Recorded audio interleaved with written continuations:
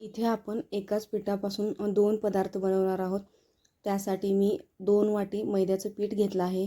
त्यामध्ये थोडासा ओवा चोळून टाकणार आहे. त्यानंतर थोडंसं 1 चमचा तीळ टाकायचा आहे. त्यानंतर तेलाचं मोहन घालायचं आहे. तेल थोडंसं गरम करून घेतलेलं आहे. त्यानंतर चवीपुरतं तुमच्या चवीनुसार मीठ टाकायचं आहे.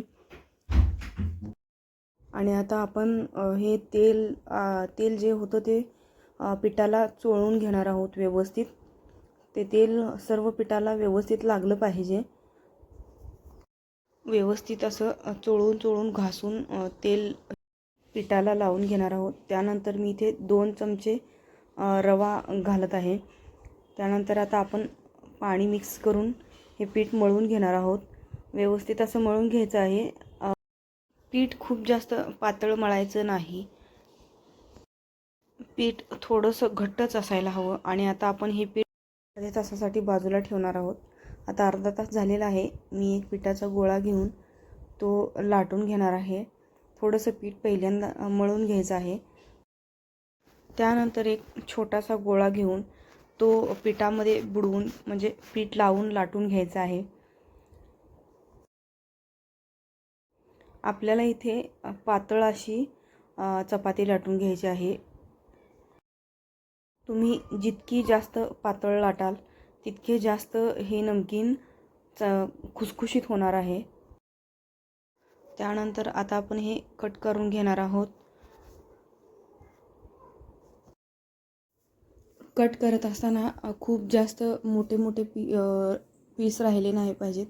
छोट्या पीसेसमध्ये कट करून घ्यायचं आहे. खूप जास्त मोठ्या पीसेसमध्ये तसंच जर तुम्ही ठेवला तर ते नमकीन आतपर्यंत भाजले जाणार नाही.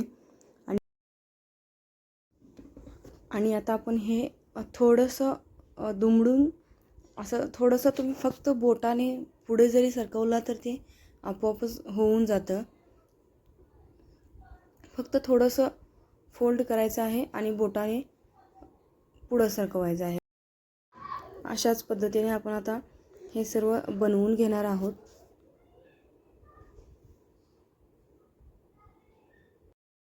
आणि आता आपण इथे नमकीन तळण्यासाठी तेल तापत ठेवणार आहोत.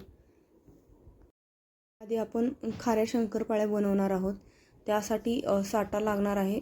तो साठा बनवण्यासाठी मी इथे 2-3 चमचे पीठ घेतलं आहे. त्यानंतर त्यामध्ये 2-4 चमचे तूप घालायचं आहे किंवा तूप नसेल तर तेल पण घालून हा साठा बनवून घेऊ शकता. व्यवस्थित असं मिक्स करून स्मूथ असं बॅटर बनवून घ्यायचं आहे. त्यानंतर आता आपण राहिलेली जे कणिक होती त्या आपण आता राहिलेल्या कणकेचे समान गोळे करून घेणार आहोत. समान आकाराचे 4-5 गोळे करून घ्यायचे आहेत आणि आता ते लाटून घ्यायचे आहेत. सर्व गोळे लाटून झाले की आपण त्यावरती आता साठा लावणार आहोत. साठा लावत असताना थोडा जास्तच साठा लावावा लागतो. त्याशिवाय ही शंकरपाळी फुगत नाही. त्यामुळे साठा लावायचा, भरपूर असा साठा लावायचा. त्यानंतर त्यावरती थोडंसं वाळलं पीठ टाकायचं आणि त्यानंतर अशा प्रकारे फोल्ड करत असताना पण साठा लावून थोडंसं सुकं पीठ टाकून फोल्ड करून घ्यायचं आहे. आणि आता असं फोल्ड करून आपण आता हे लाटून घेणार आहोत. खारी शंकरपाळी बनवत असताना एक लक्षात घ्यायचं आहे की साठा जास्तच लावायचा आहे. नाहीतर साठा जर कमी लावला तर शंकरपाळी तुमची फुगणार नाही आणि खुसखुशीत देखील होणार नाही. आणि आता आपण हे लाटून घेणार आहोत. खूप जास्त पातळ लाटायचं नाही, थोडंसं जाड ठेवायचं आहे. लाटून कापून घ्यायचं आहे.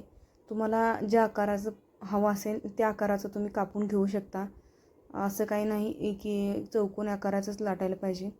आणि आता आपण मगाशी जे नमकीन बनवून घेतलं होतं तेही तळून घेणार आहोत. नमकीन तळत असताना गॅस स्लो किंवा मीडियम हीटवरच असला पाहिजे. नाहीतर आतून हे कच्चं राहण्याची शक्यता असते. त्यामुळे स्लो गॅसवरच हे उशीर असं हलवत एकसारखं तळून घ्यायचं आहे. आणि आता आपले तयार झालेत आपले इथे नमकीन. खूप खूप छान लागतात, पण तळत असताना मात्र स्लो गॅसवरच तळायचं आहे. आणि आता आपण इथे आपले खारीही तळून घेणार आहोत. तुम्ही जर साठा व्यवस्थित लावला असाल तर खारी लगेच फुगून वर येते.